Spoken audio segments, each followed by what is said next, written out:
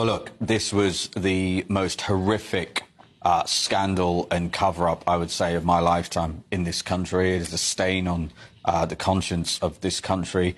It is clear that the instruments of state that have most to be concerned about the potential findings of such an inquiry are, I'm afraid, the police who were involved at the time and social care. If you remember, there were these horrific testimonies where there were council workers going to the, and I quote, weddings, going to the weddings of underage children. So the idea that this government would put forward two potential chairs, one from with a background of policing and one with a background in social care, I'm surprised.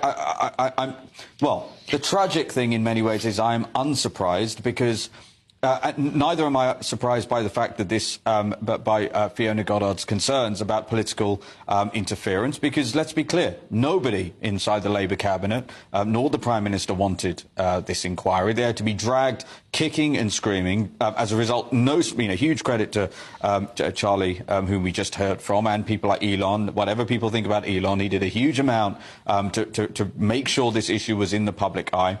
And the fact now that we have this resignation already, before the inquiry has already even started, from a survivor who was supposed to be an important part of the inquiry, I'm afraid, as I said, on the one hand, I'm shocked by it. On the other hand, it is nothing less than we should expect from this, the fact that people like Jess Phillips, all over this Labour government, they did not want this inquiry because they know if a proper inquiry was done with no stone unturned, then there would be a even more horrific amount of stuff for us to have. See, in terms of let's be clear about this. Number one, let's not have it be somebody who is literally has a background, or sounds like has actually worked inside the very instruments of state that are most complicit, clearly, with an abundance of evidence already. That's what makes this inquiry so interesting, because there is already such a preponderance of evidence of malpractice. In fact, as we now know, there are serious allegations of actually serving police officers, not only turning a blind eye, but involving themselves in the rapes themselves, Barry. So how on earth can you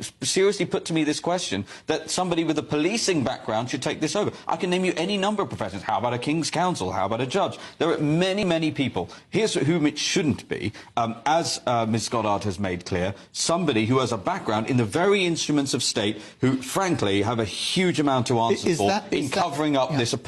This is without a doubt the biggest stain on the conscience of instruments of state in this country in my lifetime, Barry. Yeah, but are you telling me that King's Counsel couldn't lead this inquiry effectively? No, I'm not saying that at all. Well, there you go. End of conversation. End of discussion. The fact that this is even happening, and again, it's not just that. Ms. Goddard has also made allegations of political interference, which are unforgivable.